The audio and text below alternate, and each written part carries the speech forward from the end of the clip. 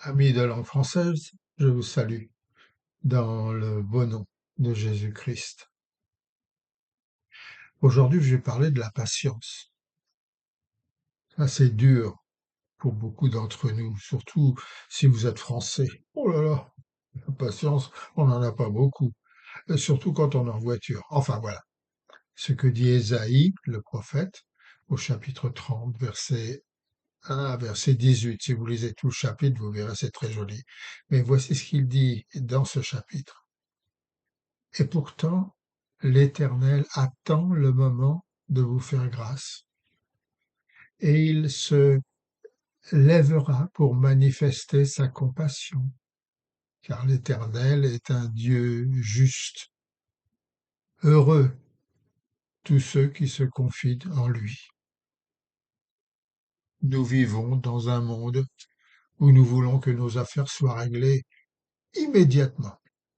Mais il y a des moments où Dieu ne demande rien à ses enfants, sauf le silence, la patience et les larmes. Mon gendre, un pêcheur expert en eau douce, m'a dit un jour que notre monde serait un endroit formidable si les gens étaient patients comme eux, les pêcheurs, lorsqu'ils attendent qu'un poisson mord. Je me souviens qu'un jour, mon fils François, lorsqu'il n'était qu'un petit enfant, s'était mis à pleurer pour quelque chose qu'il voulait tout de suite. Ma femme, sa mère, lui a dit qu'il recevrait ce quelque chose demain, et cette réponse le calma. 5 minutes plus tard, il s'est tourné vers moi et m'a demandé tout doucement: «Papa, c'est demain aujourd'hui?» Je me souviens avoir lu un jour un panneau publicitaire au bord d'une route disant: «Dépêchez-vous, vous aurez une place à l'avance dans le cimetière». Donc, Dieu s'attend à ce que je sois patient.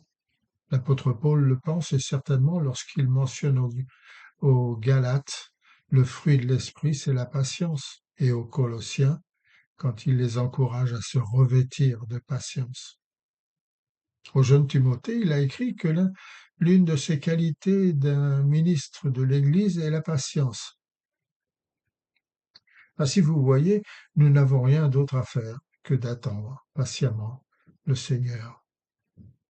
Ésaïe n'a-t-il pas dit: «Bienheureux tous ceux qui attendent le Seigneur», et Jésus de dire aux disciples et à tous ceux qui étaient présents dans la chambre haute avant d'aller partager la bonne nouvelle, d'attendre le Saint-Esprit? Si vous manquez de patience, vous manquerez toutes les richesses, toutes les riches bénédictions que votre Père céleste a en réserve pour vous, et pourriez vous retrouver avec de mauvaises. Vous voyez, avec des cris et des larmes. On fait des supplications, on s'emporte et accuse Dieu de ne pas obtenir ce que les autres reçoivent si facilement. N'est-ce pas le bébé qui pleure le plus qui est censé recevoir le plus de lait? Eh bien, ce n'est pas le cas avec Dieu. Il ne nous donne pas ce que nous voulons, mais ce dont nous avons besoin. C'est pourquoi le Seigneur attendra patiemment pour vous bénir, écrit le prophète Ésaïe. Car c'est dans le calme et la confiance que vous trouverez votre force. Attendez paisiblement, sereinement, calmement, faites confiance à Dieu. Un de mes amis, sauveteur en mer, euh, dans la petite ville de Hayes in Kent, me raconta comment sauver un homme de la noyade.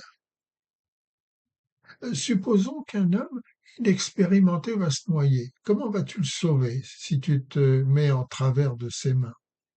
Il va t'entraîner sûrement avec lui au fond de l'eau. Tant qu'il luttera, agitant les bras en tous sens, tu ne pourras pas faire grand-chose pour lui. Tu dois attendre patiemment jusqu'à ce qu'il soit épuisé et sur le point de couler. Alors tu t'approches de lui par derrière et soutiens sa tête hors de l'eau jusqu'à ce qu'il soit sur la terre ferme. Tu vois, c'est ainsi que Dieu agit. Il attend le moment de te faire grâce et il se lèvera pour te manifester sa compassion. Et voilà pourquoi nous chantons à l'Armée du Salut ce beau cantique, numéro 171. Devant mon âme confondue, s'étend un océan d'amour, et d'en haut la paix descendue inonde mon cœur en ce jour. Je cherchais, lutter avec l'arme, je voulais vaincre, mais en vain, quand lassé je rendis les armes. La paix brilla sur mon chemin. Sur moi posant sa main bénie, il me lava complètement, et mon âme trouva la vie, sa justice et son vêtement. Le prince de paix passe encore en cet instant pour me bénir, et dans mon âme, lui, l'aurore, le beau jour qui ne peut finir. Vous voyez? Maintenant, n'allez pas penser qu'il ne tient pas compte de vos prières, de vos larmes, de vos angoisses. Là n'est pas le cas. Il n'attend pas parce qu'il manque de compassion, d'amour, de grâce, mais il attend pour vous montrer sa grâce. Vous voyez, il ne peut pas vous montrer sa grâce tant que vous ne vous coucherez pas brisé, impuissant à ses pieds. Alors il murmurera à votre cœur, je suis ton salut. Et voilà pourquoi nous chantons à l'Armée du Salut ce beau cantique, c'est le numéro sur le cantique suisse de l'Armée du Salut, c'est le numéro 195. Voici ce qu'il dit. Prends Seigneur l'offrande de mon humble cœur. Vois, je ne demande nulle autre faveur. Seigneur, je m'offre tout à toi. Dis-moi ce que tu veux de moi. Voici, je dépose à tes pieds, Seigneur, ce dont je dispose ma vie et mon cœur. Joyeux, je te donne mon âme et mes jours. À toi, Jésus, je me donne. À toi pour toujours. C'est simple quand on y pense, n'est-ce pas?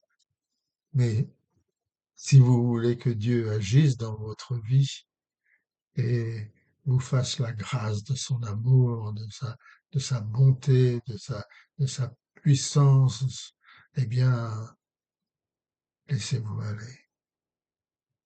C'est lui qui s'occupe de vous maintenant et qui fait le nécessaire pour que vous soyez bénis. Alors, mes amis, faites-le. Dieu vous garde.